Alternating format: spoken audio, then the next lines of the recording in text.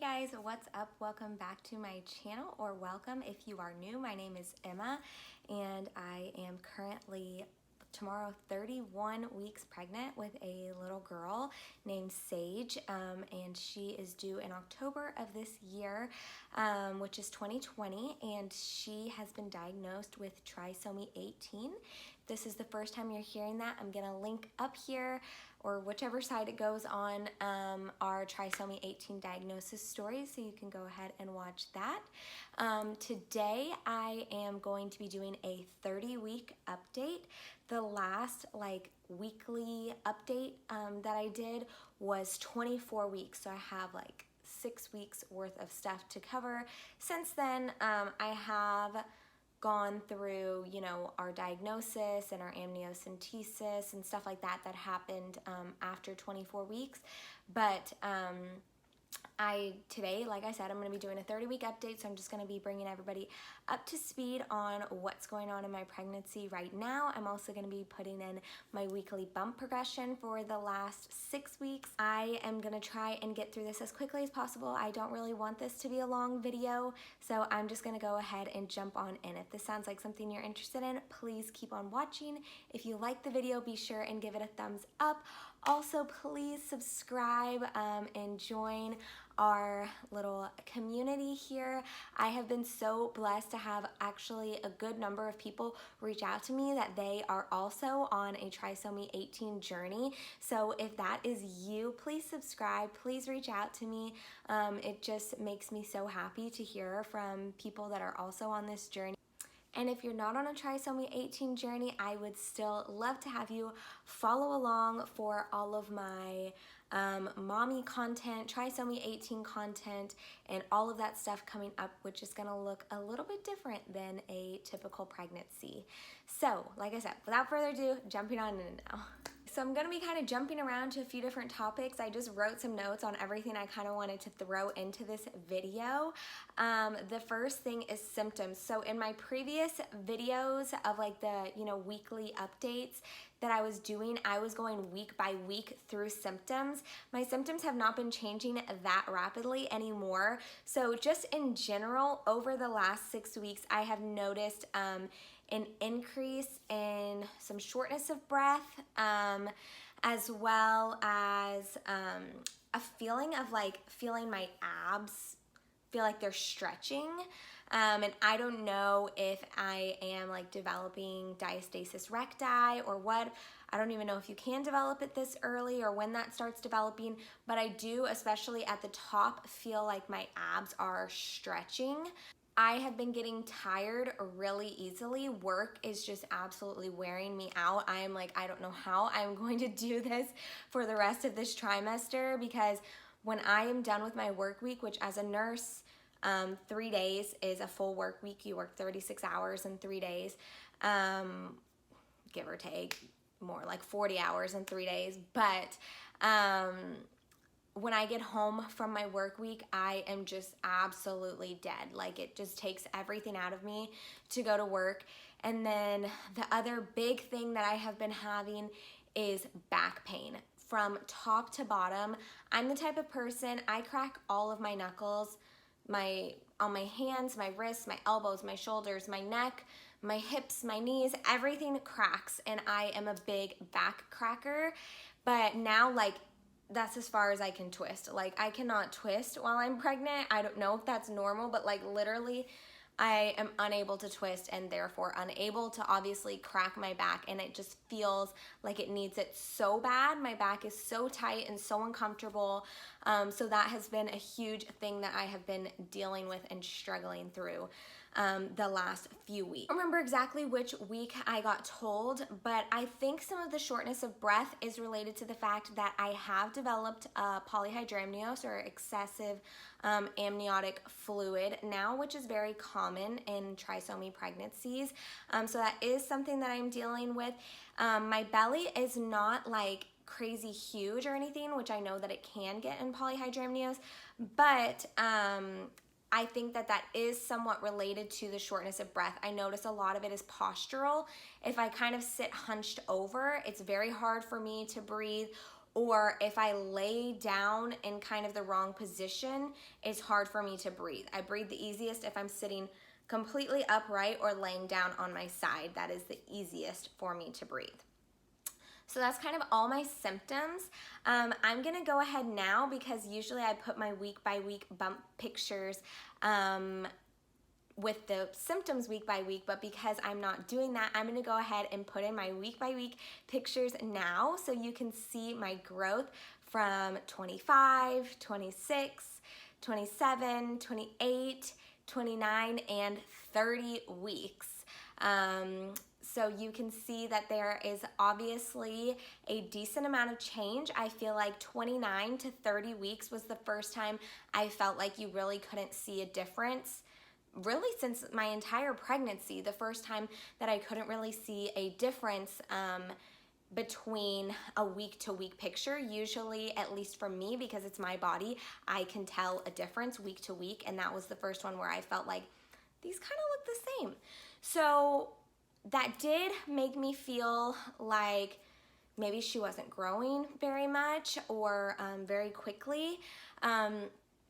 Whenever I saw my high risk or maternal fetal medicine doctor around 26 weeks on July 14th, Sage was 1 pound 11 ounces, and that put her in the 1 percentile.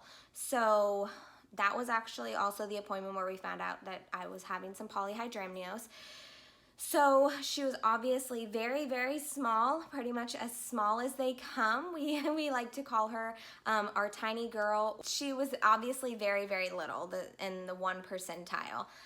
So because of that, and then the fact that I felt like my picture didn't change very much from 29 to 30 weeks, I was actually pretty concerned whenever I went to my high-risk doctor appointment yesterday, which was August 11th, that they were gonna say that she was still really small or just wasn't growing anymore.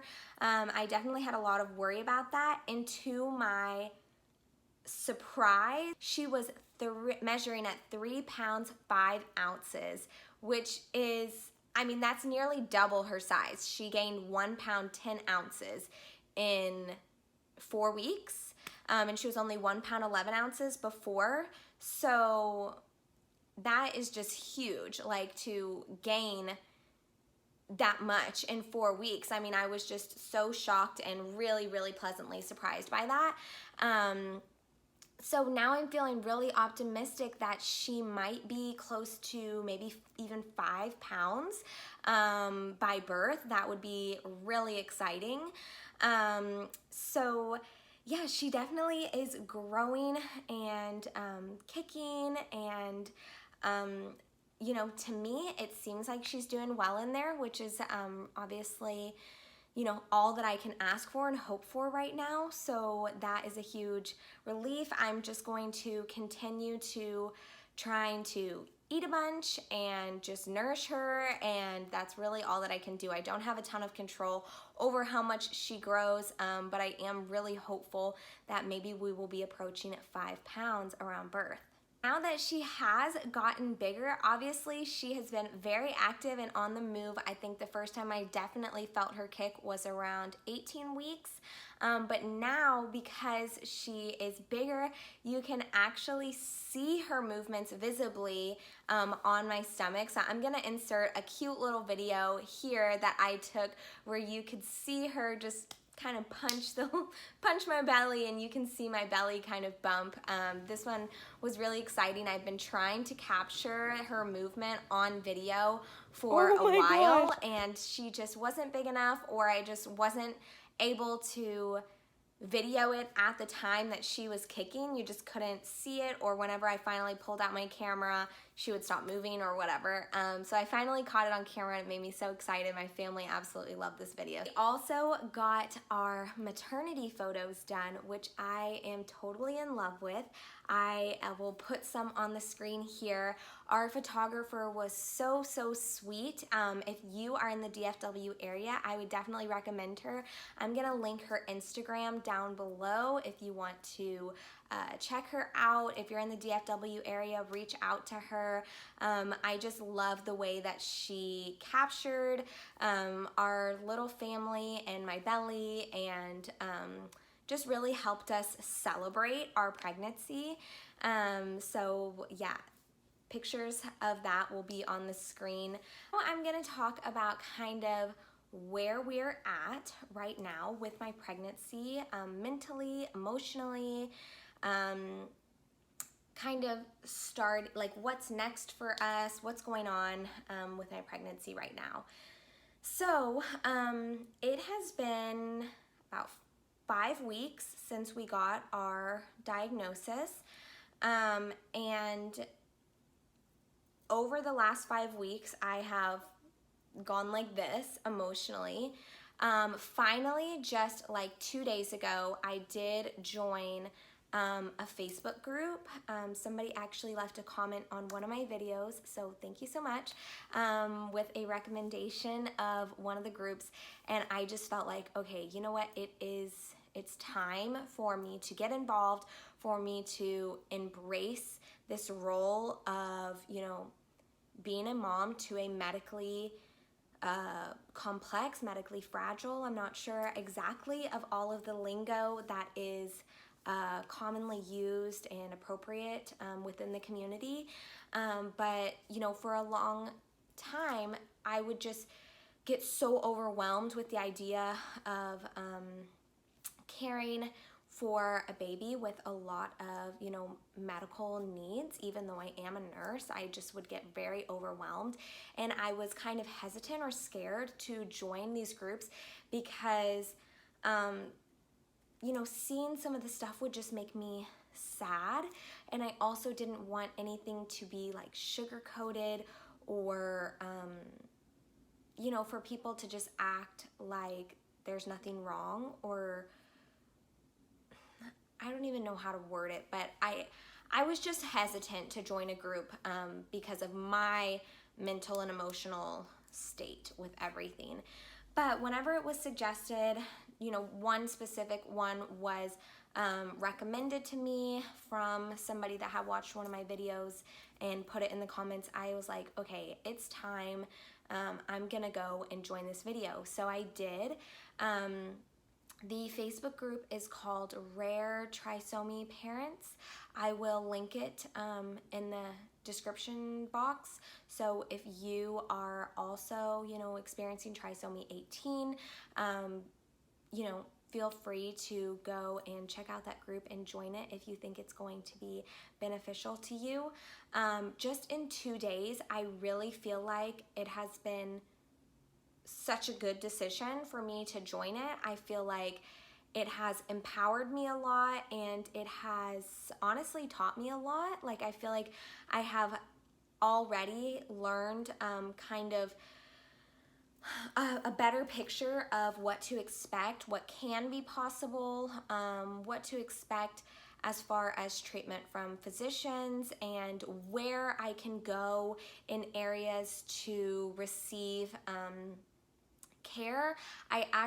Somebody asked me, you know, where I'm from. I told them that I live in the DFW area, and they had tagged another mom from the DFW area. I got in touch with her.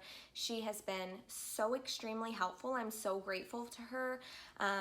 You know, just sharing her experience and where she was able to receive care and, you know, get her baby treatment. And so now we are also going to be pursuing getting treatment at those same facilities, because it's actually crazy how many facilities are unwilling to provide any care to T18 babies. It's crazy. Like, I don't know,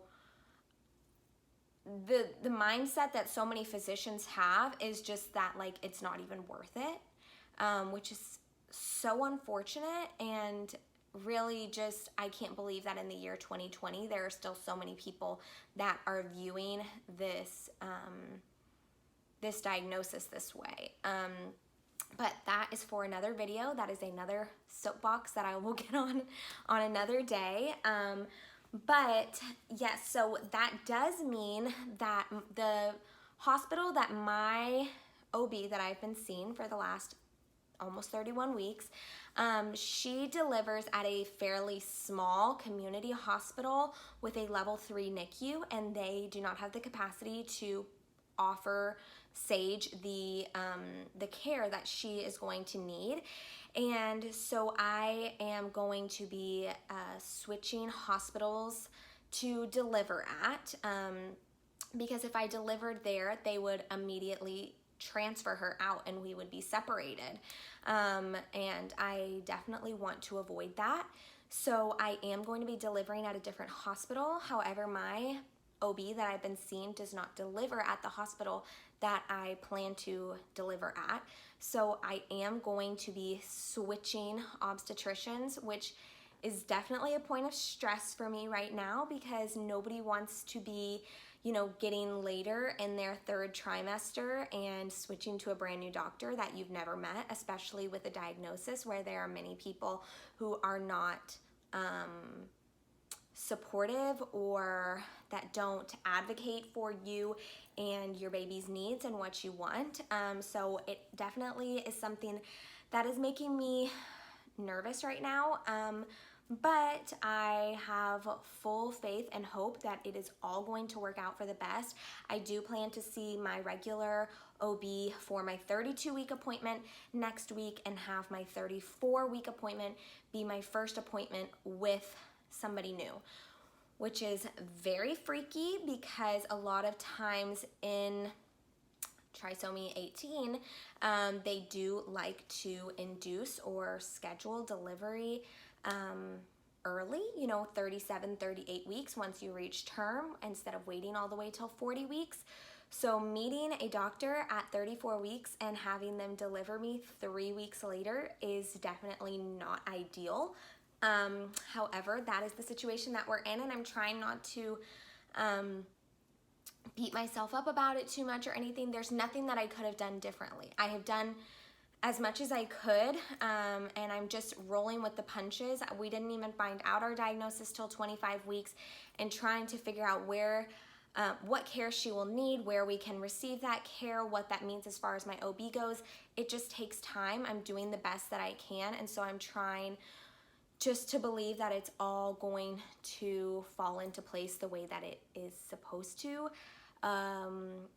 when it's supposed to. So that is what's kind of going on right now.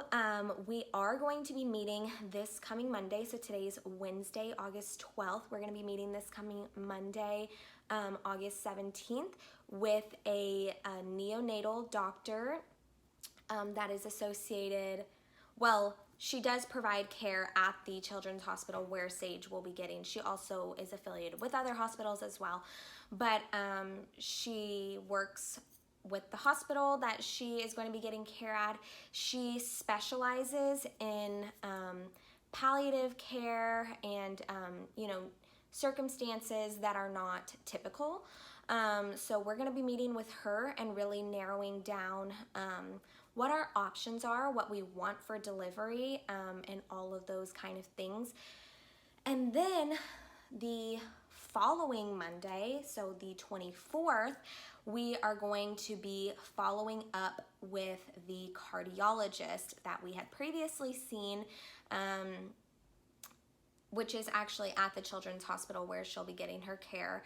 But so we're going to be following up with her. So I'm hoping over the next few weeks, we will start to nail down kind of who is going to be my OB and who's like deliver me, what my delivery will look like, whether we want to go the route of a planned cesarean or plan for vaginal with monitoring. We are going to work through that with the neonatal doctor and as well as my OB that I switched to.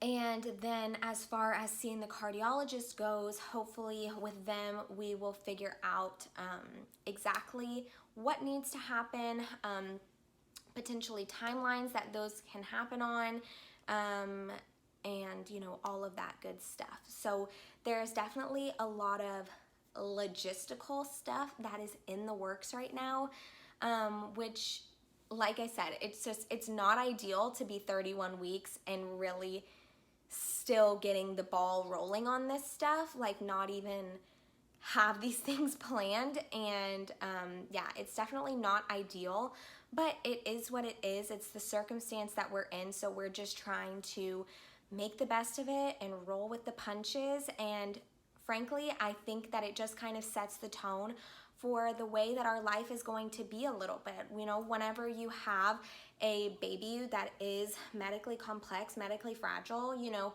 there's never going to be certainty, and there's never really going to be a good way to plan out or know exactly what to expect. You're always going to have to be rolling with the punches and just adapting to things as they come. So, you know, we're just starting to get our first taste of that. So I am, at this current point in time, feeling pretty optimistic and hopeful about the future.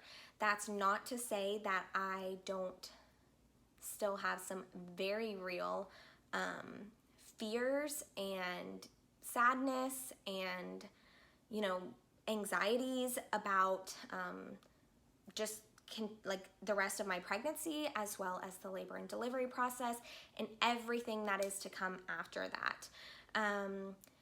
The reason that I am so excited that she, you know, grew so much, and that I'm really hopeful that maybe she'll be approaching 5 pounds at birth, is because, you know, for heart procedures or any type of procedure, you know, a lot of times their size is a prerequisite to, you know, getting certain things done for them. So the bigger she is at birth and the bigger that we can get her, hopefully the sooner she can receive care, and therefore the sooner we can get her stabilized and at home with us.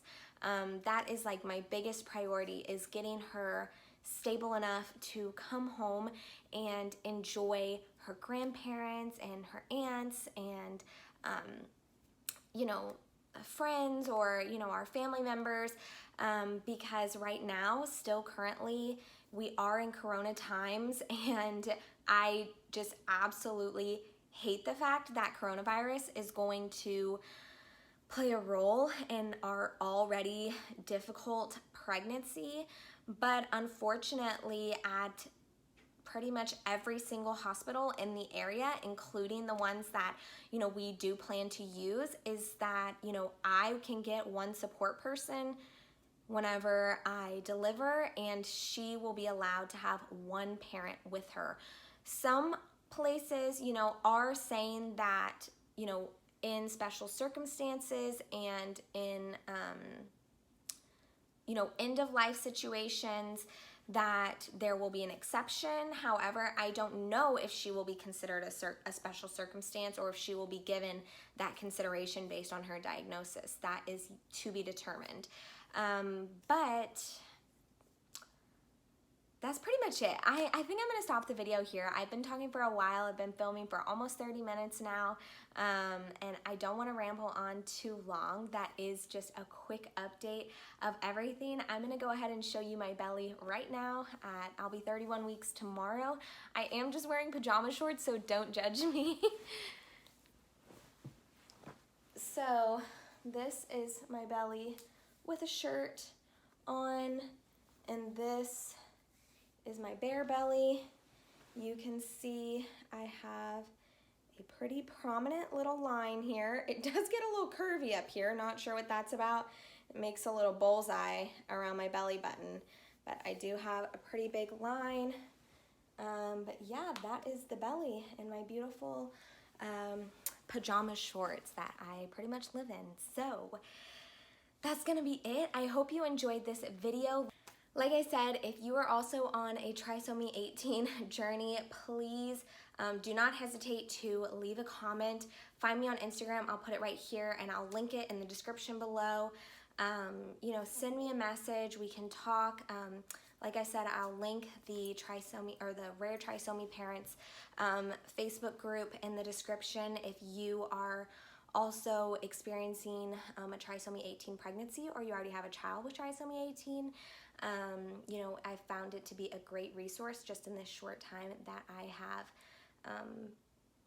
been a part of the group. If you're in the DFW area, make sure you check out our photographer that will be linked down there.